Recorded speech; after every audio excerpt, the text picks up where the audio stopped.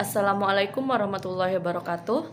Perkenalkan, nama saya Diana Agustin dengan NIM T2017-8052. Saya dari kelas Biologi 2. Di sini saya akan menjelaskan tentang materi entrepreneurship yang lebih khusus tentang jenis-jenis usaha untuk mahasiswa dan guru biologi. Ya, untuk pembahasan kita yang akan dibahas selama beberapa jam ke depan atau topik pembahasan yang akan kita bahas meliputi tentang pengertian peluang usaha, yang kedua unsur-unsur peluang usaha, yang ketiga indikator peluang usaha, yang keempat faktor-faktor yang dapat menyebabkan kegagalan dan keberhasilan suatu usaha, yang kelima yakni jenis-jenis usaha yang dilakukan oleh guru atau mahasiswa biologi. Ya, untuk pembahasan kita yang pertama yakni tentang pengertian peluang usaha.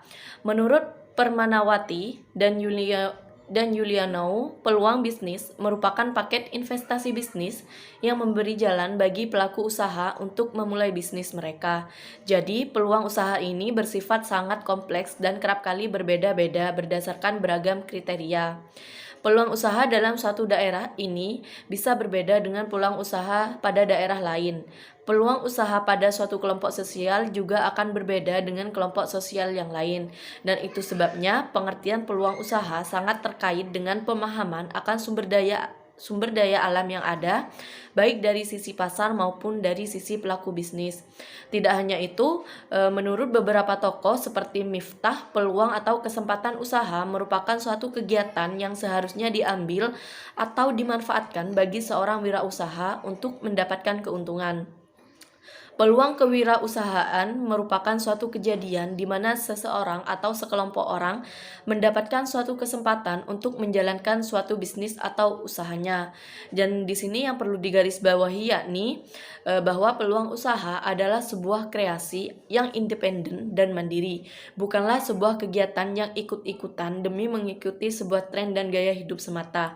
Sebab jika hanya suatu usaha didirikan dengan keinginan untuk mengikuti tren dan nantinya jika tren tersebut sudah tidak ada, maka usaha tersebut juga tidak akan berkembang dengan baik. Untuk pembahasan kita yang kedua yakni tentang unsur-unsur peluang usaha. Ada beberapa unsur yang harus diperhatikan ketika seseorang ingin membuat satu usaha. Yang pertama, karakter usaha apakah sesuai dengan karakter kepribadian kita. Mengapa demikian? Karena tujuannya adalah apakah karakter usaha yang akan dijalani itu sesuai dengan karakter wirausaha yang kita miliki. Sebab jika kita mendirikan suatu usaha tapi tidak sesuai dengan karakter kita, maka usaha tersebut tidak akan berjalan dengan sesuai apa yang kita inginkan. Dan yang kedua yaitu usaha yang akan dijalani apakah sesuai dengan keinginan kita atau tidak. Karena rasa suka pada usaha akan membuat seseorang lebih giat, lebih tekun dan lebih pantang menyerah dalam menjalankannya, sehingga nantinya akan membuahkan hasil yang baik dan memuaskan. Yang ketiga yaitu kesanggupan dalam menjalankan bisnis. Hal ini sangat penting dilakukan sebelum memulai bisnis, karena bisnis akan menjadi percuma didirikan ketika seseorang tersebut tidak mampu atau tidak sanggup dalam menjalankannya. Selain unsur-unsur yang sudah saya sebutkan barusan, juga terdapat beberapa unsur yang dianggap penting dalam membuka suatu peluang usaha. Yang pertama yaitu melakukan pengamatan tentang kebutuhan pasar terhadap produk atau usaha yang akan kita jalani ke depan. Yang kedua, membuat inovasi terbaru dari suatu produk tersebut. Yang ketiga, sesuai dengan keahlian yang kita miliki. Sebab jika kita tidak memiliki keahlian tentang usaha yang akan kita dirikan, maka nantinya usaha yang akan kita dirikan akan berhenti di tengah jalan. Yang keempat, menyesuaikan dengan kebutuhan sekitar. Yang kelima, memanfaatkan koneksi dan relasi dalam rangka promosi dan juga pembangunan usaha. Jadi, di sini kita dalam melakukan pemasaran suatu usaha yang akan kita jalani, kita harus membangun relasi dengan masyarakat yang ada di sekitar usaha yang akan kita jalani. Yang keenam yaitu mengamati kekurangan produk dan jasa yang sudah kita hasilkan. Hal ini dimaksudkan agar semakin ke depan produk yang kita hasilkan itu menjadi lebih baik dari yang sebelumnya. Yang selanjutnya yakni tentang indikator peluang usaha. Apa sih indikator dari peluang usaha yang akan kita dirikan? Yang pertama, sebelum kita melakukan atau mendirikan sebuah usaha, kita harus dan wajib untuk menganalisis apakah usaha kita itu layak didirikan atau tidak. Yang pertama yakni yang dilakukan, kita harus menganalisis usaha kita terlebih dahulu menggunakan indikator SWOT atau analisis SWOT. Yang biasanya analisis SWOT ini di dalamnya memuat kekuatan, kelemahan, peluang, dan ancaman.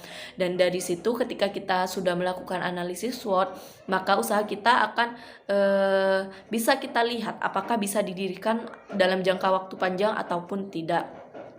Dan tidak hanya itu, juga ada beberapa hal yang harus diperhatikan dalam merintis sebuah usaha. Yang pertama, bidang usaha dan jenis usaha yang akan dirintis itu pastinya sudah jelas. Yang kedua, bentuk dan kepemilikan usaha yang akan kita pilih. Yang ketiga, tempat usaha yang akan dipilih. Yang keempat, yaitu organisasi usaha yang akan digunakan. Yang kelima, jaminan usaha yang akan digunakan. Yang keenam, lingkungan usaha yang akan berpengaruh. Jadi, bagaimana kita mendirikan suatu usaha di suatu tempat yang nantinya tempat tersebut itu memiliki pengaruh terhadap usaha yang kita dirikan. Dan untuk mengelola suatu usaha itu harus diawali dengan yang pertama, perencanaan usaha, yang kedua, pengelolaan keuangan, dan yang ketiga, aksi strategis usaha. Artinya, di mana usaha yang kita dirikan ini memiliki tempat yang strategis yang bisa dijangkau oleh masyarakat sekitar. Ya, untuk materi yang selanjutnya ya ini tentang faktor penyebab adanya kegagalan dan juga keberhasilan dalam suatu usaha. Yang pertama yakni yang kita bahas yakni tentang faktor penyebab kegagalan. Mengapa sih suatu usaha itu bisa gagal ketika kita dirikan, bisa gagal di tengah jalan? Yang pertama itu faktor yang menyebabkan suatu usaha mengalami kegagalan diantaranya bisa dari faktor ekonomi, kesalahan manajemen, dan juga bencana alam. Dan Zimmerer juga mengemukakan ada beberapa faktor penyebab kegagalan dalam menjalankan usaha. Yang pertama yakni ketidakmampuan manajemen. Artinya, dalam bisnis kecil, kurangnya pengalaman manajemen atau lemahnya kemampuan pengambilan keputusan merupakan masalah utama dari kegagalan usaha. Jadi, pemilik usaha di sini kurang memiliki kemampuan atau kepemimpinan dan pengetahuan yang diperlukan agar bisnis bisa berjalan. Dan yang kedua yakni kurangnya pengalaman. Manajer bisnis kecil perlu memiliki pengalaman dalam bidang usaha yang akan dimasukinya. Idealnya calon wirausahawan harus memiliki keterampilan teknis yang memadai, kemampuan mengkoordinasi berbagai kegiatan bisnis, serta keterampilan untuk mengelola orang-orang dalam organisasi serta memotivasi mereka untuk meningkatkan kinerja. Dan yang ketiga yakni tentang lemahnya kendali keuangan. Kunci dari keberhasilan bisnis adalah adanya kendali keuangan yang baik. Sementara itu, perusahaan kecil sering melakukan dua kesalahan keuangan, yakni kekurangan modal dan kelemahan dalam kebijakan kredit terhadap pelanggan. Yang keempat yakni tentang gagalnya mengembangkan perencanaan yang strategis. Dalam mendirikan suatu bisnis tanpa memiliki suatu strategi yang didefinisikan dengan jelas, maka sebuah bisnis tersebut tidak memiliki dasar yang berkesinambungan untuk menciptakan dan juga memelihara keunggulan dalam bersaing di pasar. Yang kelima yakni pertumbuhan yang tidak terkendali. Maksudnya bagaimana? Jadi pertumbuhan merupakan suatu yang alamiah, sehat, dan juga didambakan oleh semua perusahaan. Namun demikian, jika pertumbuhan haruslah terencana dan juga terkendali. Hal itu dikarenakan cenderung meningkatnya berbagai masalah dengan berkembangnya perusahaan, sehingga manajer harus belajar menangani masalah-masalah yang ada dalam perusahaan tersebut. Yang keenam yaitu lokasi yang buruk. Mengapa saya jelaskan berulang kali bahwa satu usaha harus memiliki tempat yang strategis agar dapat dijangkau oleh masyarakat? Karena jika kita memilih suatu tempat yang tidak strategis, maka nantinya usaha yang akan kita kembangkan akan menjadi gagal. Seperti pemilihan lokasi yang harus dipilih berdasarkan penelitian, pengamatan, dan juga perencanaan. Yang ketujuh yakni pengendalian persediaan yang kurang baik. Pada umumnya, investasi terbesar yang harus dilakukan oleh manajer bisnis kecil adalah salah satunya yakni bertanggung jawab atas manajerial yang penting. Tingkat persediaan yang tidak mencukupi akan mengakibatkan kekurangan dan kehabisan stok, sehingga pelanggan nantinya yang akan datang untuk membeli barang yang kita hasilkan dari usaha kita akan merasa kecewa dan juga akan pergi. Yang terakhir yakni ketidakmampuan membuat transisi usaha. Artinya, setelah usaha yang kita kembangkan itu berdiri dan berkembang, biasanya diperlukan adanya perubahan gaya manajemen yang secara drastis berbeda. Hal ini dimaksudkan agar usaha yang kita jalankan atau usaha yang kita dirikan dapat berkembang sesuai dengan kemajuan zaman. Dan untuk faktor yang menentukan keberhasilan suatu usaha ini ditentukan atau dapat dilihat dari kinerja suatu usaha. Jadi, suatu usaha dapat dikatakan dengan berhasil yang kita dirikan, yakni dilihat dari kinerja usaha tersebut. Apakah kinerja yang dilakukan oleh karyawan yang ada di dalam suatu perusahaan tersebut, tidak hanya karyawan, orang-orang yang berada di dalam perusahaan tersebut itu apakah sudah baik atau tidak, dan apakah sesuatu yang dikerjakan itu apa sudah sesuai dengan rencana yang sudah disusun sebelumnya ataupun tidak. Yang kedua yaitu target usaha. Dan sebelum kita melakukan atau mendirikan sebuah usaha, pastinya kita akan memiliki target yang harus kita capai untuk beberapa tahun ke depan dalam usaha yang kita dirikan. Dan nantinya suatu usaha itu dapat dikatakan berhasil jika target yang kita susun sebelumnya sudah tercapai dengan baik.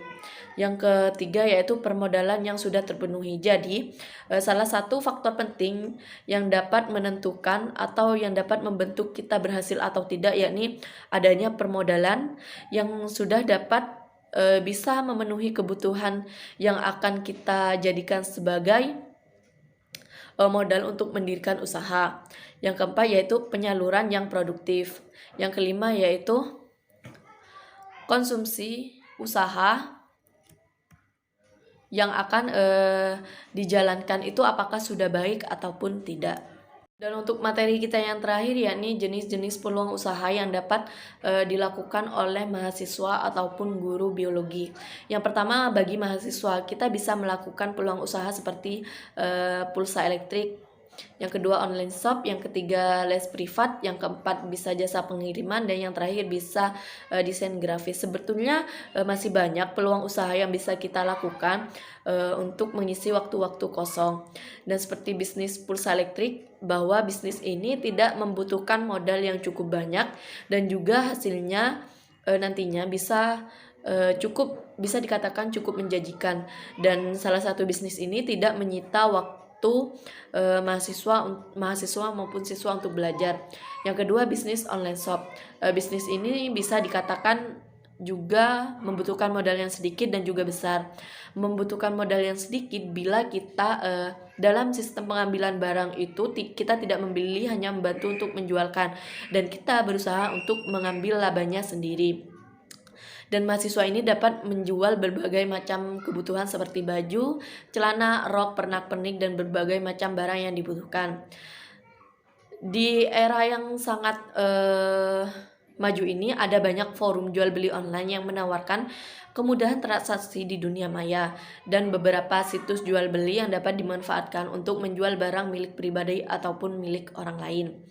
Yang ketiga yakni tentang bisnis les privat.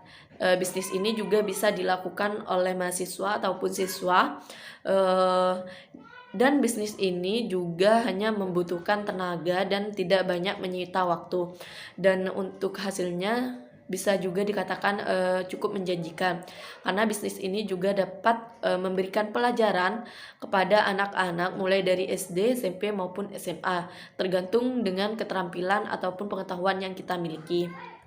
Yang keempat yakni bisnis jasa pengiriman. Bisnis jasa pengiriman ini bisa dikatakan menguntungkan karena tidak memerlukan modal besar, hanya memerlukan sepeda dan juga bensin. Dalam menjalankan bisnis ini yang terpenting harus mempunyai kendaraan dan mengenal atau mengetahui wilayah-wilayah yang akan dijangkau pada saat pengiriman. Yang kelima yakni bisnis jasa desain grafis. Pastinya desain grafis ini sudah tidak asing bagi mahasiswa, karena bisnis ini menuntut keterampilan dalam mengoperasikan software. Dengan keterampilan desain yang dimiliki, mahasiswa dapat memperoleh keuntungan dari bisnis ini.